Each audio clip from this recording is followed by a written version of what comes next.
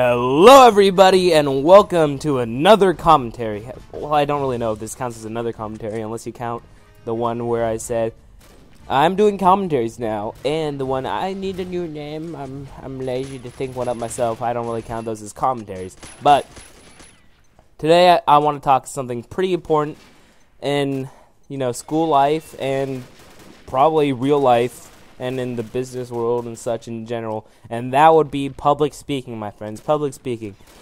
Public speaking may be one of the most hated things by anyone, unless you're Bill Clinton and you can get up on stage and freaking, I cheated on my wife, everybody give me some applause, and everyone's cheering and go, yeah, cheating. Unless you're Bill Clinton, it's not going to happen. You're not going to like public speaking. And I know you're going to need public speaking, because if you don't have to give a speech in your school, maybe you want to run for office, or maybe you have to give a book report to your class, you're going to end up doing it eventually, alright?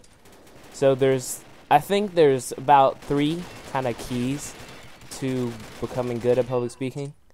And the number 1 key is confidence. You want to be confident. Even if you're not confident, even if you're as nervous as heck, you're about to go up, you hate speaking, even if you're about to speak to 20 people and about what your favorite color is, and I was scared of doing that in 5th grade, alright? I couldn't say, oh, my favorite color is green, my favorite movie is Harry Potter, I like my favorite band's Weird Al. Weird Al is awesome parodist, by the way. I was scared to do that, alright?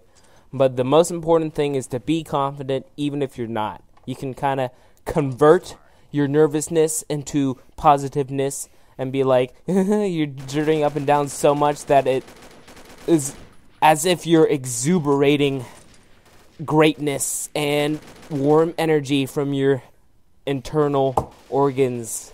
That's the way you want to be doing it. The second part of confidence is that never,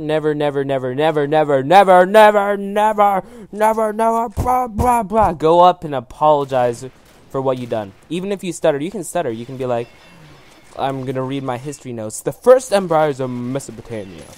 300 BC, Sumer, the first civilization.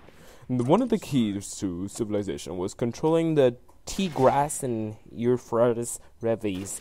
And if you go up and you totally botch a word, don't go back and be like, oh, I'm sorry. Can I start again? You don't want to do that, alright? That's not something that's good. People will laugh at you, and not in a good way. They'll be laughing at you, not with you, and you never want that to happen. And you just, overall, you don't look like you know what you're doing. You want to still give off that appearance of confidence, even if you stutter, even if you mess up. Even though, let me just say this right now. Some places might say, oh, no one wants you to fail. If you look this up on the internet, of course, how to be a good speaker, they'll say, no one wants you to fail. Everyone wants you to do well, and that's completely not true. Everybody wants you to fail. They think it's funny. They get a laugh. They'll get a kick out of it. So you have to make sure you don't give your audience a chance to laugh at you when you speak. So be confident even if you stutter. You're bound to have someone who snickers if you mispronounce trade or something like that. But just keep going. Forge on to greatness and to your destiny.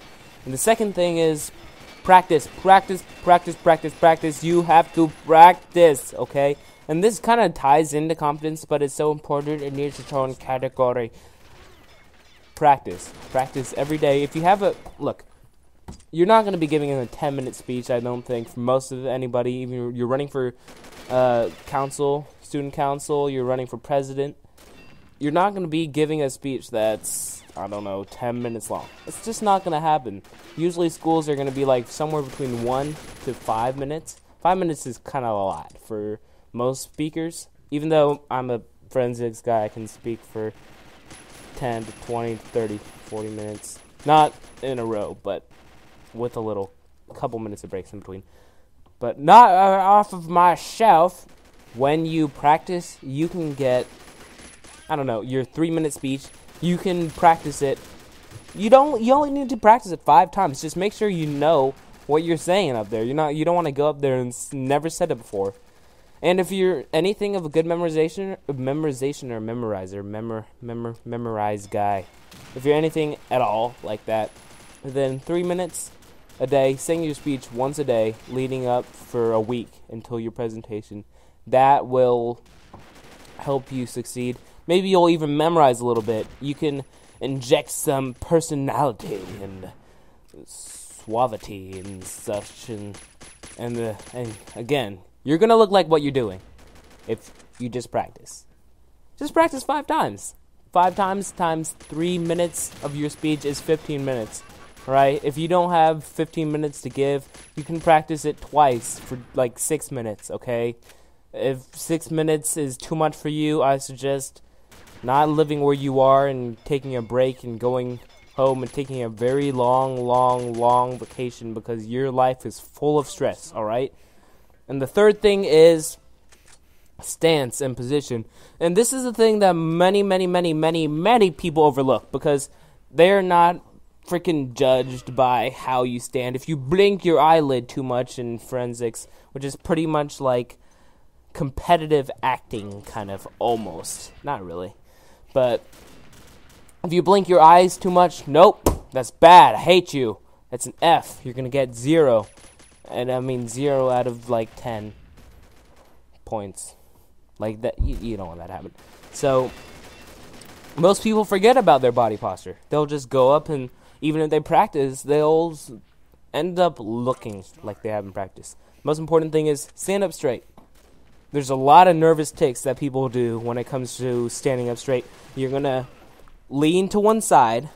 That's a really common one. You can like lean on one leg, and I'm kind of doing this like right now just to kind of see, because I'm retarded. Or you can like switch your center of balance back and forth between your legs, and leaning on one leg is a lot better than doing that, but both suck, alright? But the most important thing, well, I guess there's more than one important thing. Another thing is don't fidget around with your hair, don't fidget around with your glasses if you have glasses, don't fidget around with your braces, stick your mouth, hands in your teeth, I don't know.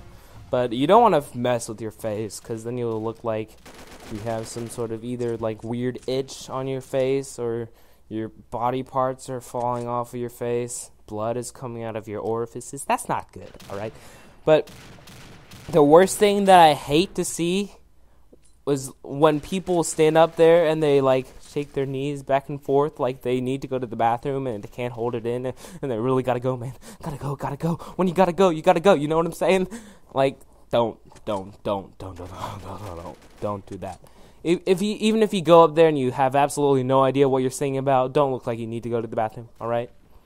And I think that's about it for the keys. This is kind of turned into a long video. I kind of wanted this to be short, kind of like 5-minute thing. It's turning into 8 minutes and like 30 seconds already. So I'm going to end this here, guys. I can probably give some more tips, but I think that's a pretty comprehensive thing of everything you're ever going to need to know, unless you're going competitive. So I'd like to thank you guys for watching, because I have enjoyed making this video as usual. And I will see you later.